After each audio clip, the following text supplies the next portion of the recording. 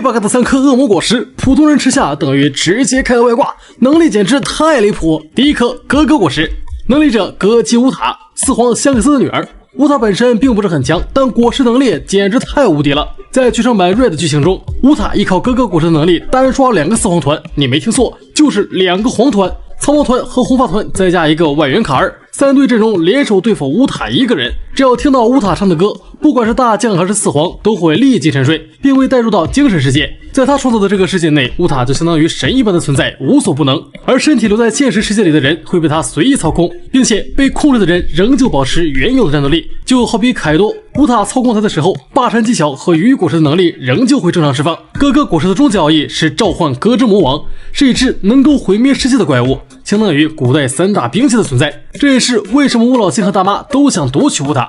可以说现阶段格格果实就是海贼王中的天花板能力。第2颗屏障果实，第一任能力者是黑炭禅丸，现任则是巴托洛米奥。这颗果实给谁吃都很强，只要双手摆出防御手势，就可以在所处的区域张开一层透明屏障。在设定中，屏障是无死角的绝对防御，能够免疫一切物理攻击，就算是砍伤凯多的御田都无法打破屏障。哪怕砍上一整天，也完全不会给屏障上留下任何痕迹。所以这颗果实给桃蜘蛛这种废物吃，也同样很 bug， 可以说就是无解的存在。第3颗幸运果实，能力者巴卡拉。还好这颗果实只出现在剧场版中，如果放到主线剧情里当关卡 BOSS 的能力，我都担心路飞能不能活过2集。无论是谁，只要吃了这颗果实，就像是开了外挂一样，随意享用别人的运气。在运气消耗完之前，能力者本人就是神一般的存在。但凡巴卡拉有点出息，都不至于在黄金帝的手底下打工。有这颗果实还当什么海贼啊？自己单飞早就发达致富了，真是白白浪费了神级能力啊！黑胡子的身体秘密终于曝光，难怪他能吃2颗恶魔果实。事情还要从40年前说起，新世界的某个村子里，一个怪胎诞生了。这个长着3个头的孩子，正是现如今的四皇黑胡子。在他出生的几年后，村里不断发生大灾难，村民们都觉得是黑胡子造成的，大家一致认定他是个被诅咒的怪物。于是，在村长的带领下，众人砍掉了黑胡子的2个头。为了保命，他拖着受伤的身子逃出了村子，开始了四处逃窜的日子。黑胡子虽然失去了2个头，但体内仍旧留存2颗头的精神意识，他们会轮流掌管身体，因此黑胡子可以一直不睡觉。某一天，黑胡子偶遇了一位神秘老人，对方自称自己曾是洛克斯海贼团的成员，这些年一直在研究恶魔果实，还制作了一本果实图鉴。老人还告诉了黑胡子另一个关于自己以前船长的秘密，洛克斯当年吃的就是暗暗果实。之后，他对黑胡子进行了身体检测，意外发现眼前这个少年不寻常的身体奥秘。老人不打算再做进一步研究，结果却因为太激动当场去世了。不过在临死之前，他告诉黑胡子必须潜入白胡子的船上，才有较高的概率获得暗暗果实。随后老人一命呜呼了。经过很长一段时间的寻找，黑胡子终于在某个岛屿遇到了白胡子海贼团。在他的软磨硬泡下，白胡子无奈同意上了船。又过了几年，萨西捡到黑胡子最想要的暗暗果实，于是他杀死了昔日的伙伴，抢走了果实。在顶上战争，黑胡子又解决掉了白胡子，并通过换牙的特殊方式夺取真正果实。由于体内存在2颗头的精神意识，所以他吃下2颗果实不会受到任何影响。之后，黑胡子带着船员们来到魔鬼三角地带，在这里他吃下了幻兽种异域3头群果实。拥有3颗恶魔果实的黑胡子成为了继洛克斯之后的最强能力者。盘点海贼王中最离谱的5大谣言，你一定被其中一条骗过。1. 接狮子和卡普战国打了3天3夜。想当年我也对这个谣言深信不疑，但之后我在重温《强者世界前传》的动漫和漫画时，才发现自己被骗了。旁白说得很清楚，3个人的战斗打到马林凡多被摧毁一半才分出胜负，并没有具体说打了多少天。顶上战争的时候，白胡子和海军本部的大战也才打了1天就结束了。接狮子再怎么强，也不至于和2个传说级海军打3天。如果是1对1单挑，倒是有可能交战这么久。2. 路飞胸口的伤疤是索隆砍的，这个完全是动画组的误导，还有一些云海迷不认真看动漫才会传出这个谣言。事实上，那道伤疤就是赤犬在顶上战争留下的。虽说在这之前，索隆也给路飞胸口砍出了一样的疤痕，但那只是动画组原创的剧情而已，看个热闹就行，不能当真。3. 罗杰和红发不允许船员吃恶魔果实，这个谣言真是把他俩冤枉死了。罗杰从来就没限制过船员吃果实，只要你想吃，随时都可以。要不然巴基的4分5裂果实是怎么来的？并且他还是当着所有伙伴的面吃下去的。虽然是假的，但船员们以为是真的，却也没人阻止巴基。而红发就因为船上没有能力者，便有海迷说他是受到了前船长罗杰的感染，于是也不让船员吃果实，压根儿就没有这回事儿，只是他的船员自己不想吃罢了。4. 路飞将会失去一个重要的人。尾田确实有说过这句话，但不是现在，而是20年前。当时的剧情才刚到空岛篇，这句话只是为了后面顶上战争艾斯的死做铺垫，提前让海迷们有个心理准备。所以路飞已经失去过了最重要的人，未来会不会再有人因为路飞而离开，尾田并没有说了。5. 将皇同级，这个谣言早在10多年前的各大论坛就开始广为流传了。尾田从来没说过大将和四皇是同级的存在，一边是海军的最高战力，一边是海贼的最强战力，真打起来的话，结果如何谁也说不准。但是四皇红发一定比大将强，至少绿牛和黄猿都在他手上吃过亏，这是剧情里实实在在发生过的。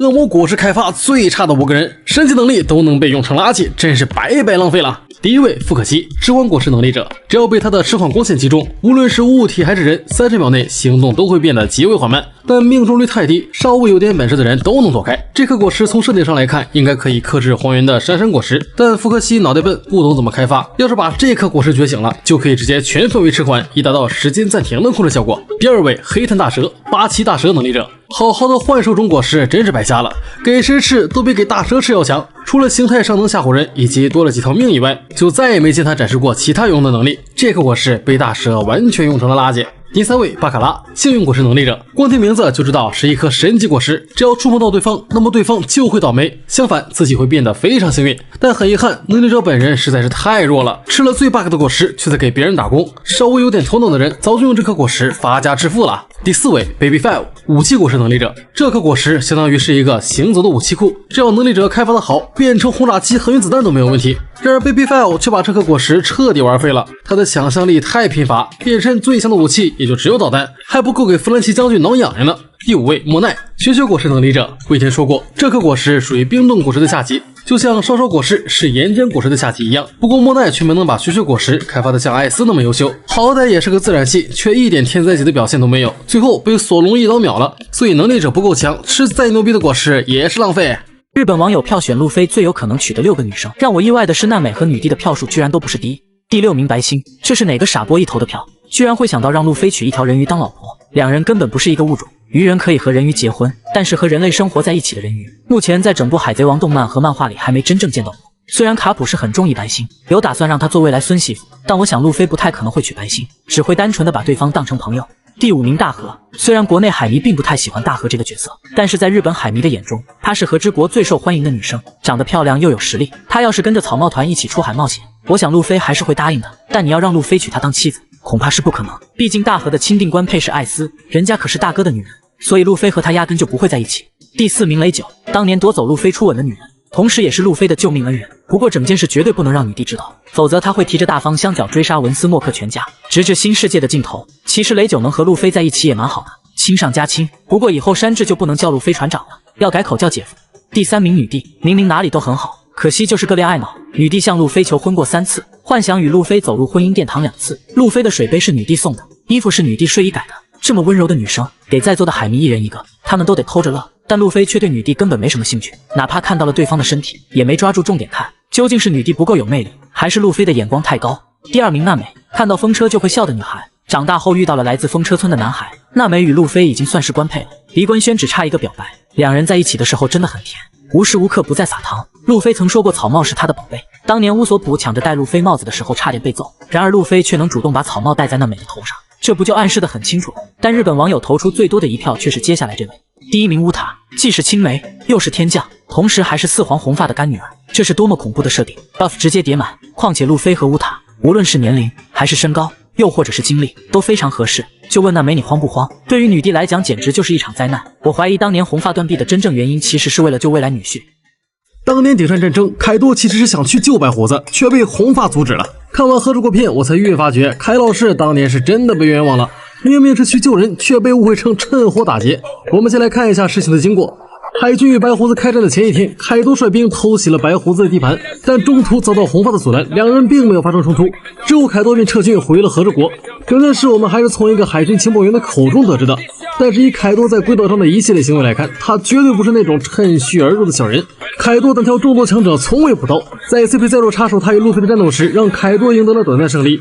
如果换做黑胡子，此时应该会非常高兴，没准当场就和 CP0 拜上膀子了。但凯多却非常气愤，他觉得这种胜利赢了也不光彩，当年和玉田的那场战斗就让凯多事后一直很后悔，所以他是一个有武德的人，不是一个靠卑鄙手段赢得胜利的小人。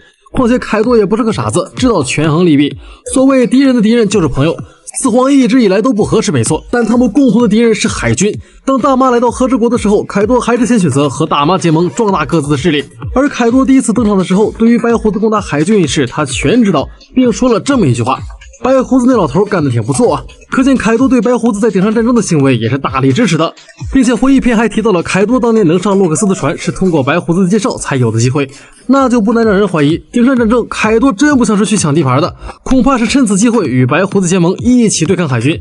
一个老年白胡子就把玛丽凡多搅得天翻地覆，要是再去一个六边形战士凯多，海军可能就真扛不住了。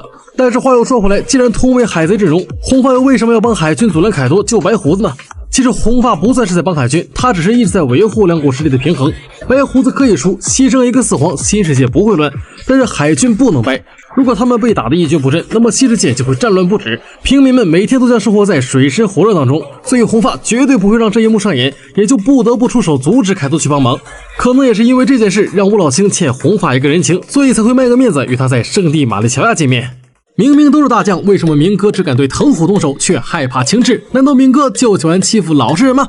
当年怒火中烧的明哥在庞克哈萨德被青雉收拾的一点脾气都没有，屁股一擦，脚一抬，就撂下一句软话：我还不想跟你打，于是便灰溜溜的跑了。